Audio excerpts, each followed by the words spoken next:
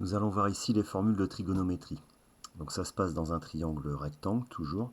Ici, on a le triangle BCD qui est rectangle en C. Donc quand on a un triangle rectangle, le côté opposé à l'angle droit, qui est aussi le plus grand des côtés du triangle rectangle, s'appelle, tout le monde le sait, l'hypoténuse.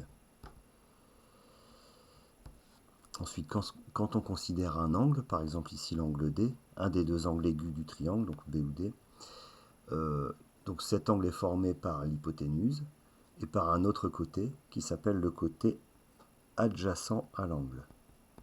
Donc ici, le côté CD, c'est le côté adjacent à l'angle D. Bien sûr, ici, si on considérait l'angle B, l'angle B est formé par le côté BC et l'hypoténuse, donc le côté BC est le côté adjacent à l'angle B. Donc on a identifié deux côtés par rapport à l'angle D, l'hypoténuse, le côté adjacent, et le troisième côté, comme il est en face de l'angle D, ça s'appelle le côté opposé à D. Donc côté opposé à D. Bon, on peut remarquer que le côté opposé à l'angle D, c'est le côté adjacent à l'angle B, et que le côté adjacent à l'angle D, c'est le côté opposé à l'angle B. Donc maintenant, une fois qu'on a repéré ces trois côtés par rapport à l'angle, on a trois formules à connaître absolument. Donc cosinus, sinus et tangente.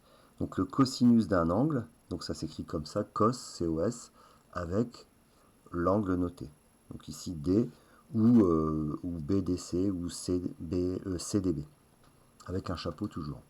Donc dans les calculs, il se pourra que l'angle ici soit remplacé par sa mesure, en degrés, par exemple. Donc le cosinus de l'angle D, il est égal, donc ici, donc c'est toujours au côté adjacent, donc c'est un rapport de deux longueurs, côté adjacent divisé par hypoténuse. Donc ça on va le noter, côté adjacent. Bon, il faudrait pour être rigoureux écrire la longueur du côté adjacent divisé par la longueur de l'hypoténuse. Donc adjacent sur hypoténuse. Donc ici ça nous donne DC sur DB. Ensuite le sinus de l'angle D. Même chose, c'est un rapport de deux longueurs, mais c'est le rapport du côté opposé par l'hypoténuse. Donc côté opposé sur l'hypoténuse. Dans ce cas de figure-là, ça nous donne BC sur BD.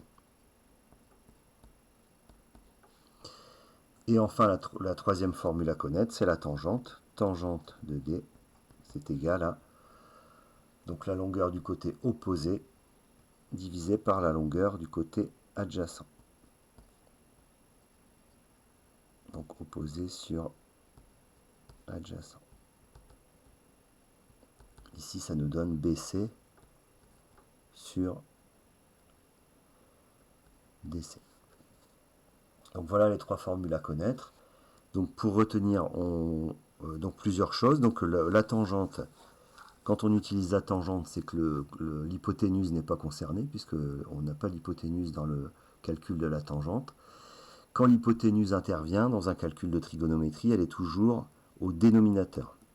Ce qui fait que pour le sinus comme pour le cosinus, on a des résultats forcément, donc on divise un côté par un côté, enfin la longueur d'un côté par la longueur de l'hypoténuse qui est toujours plus grand.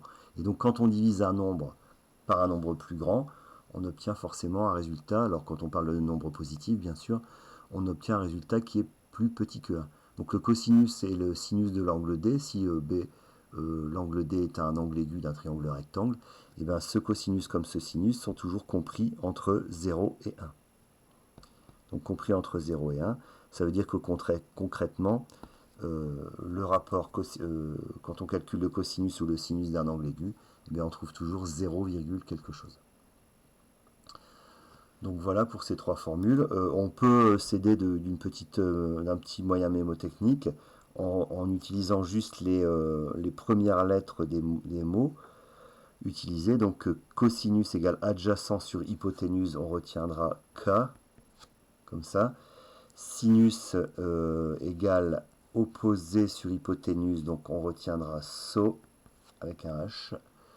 Et enfin, tangente égale opposé sur adjacent, toa. Donc ka, so, toa. Un petit moyen pour mémoriser ces formules. Voilà.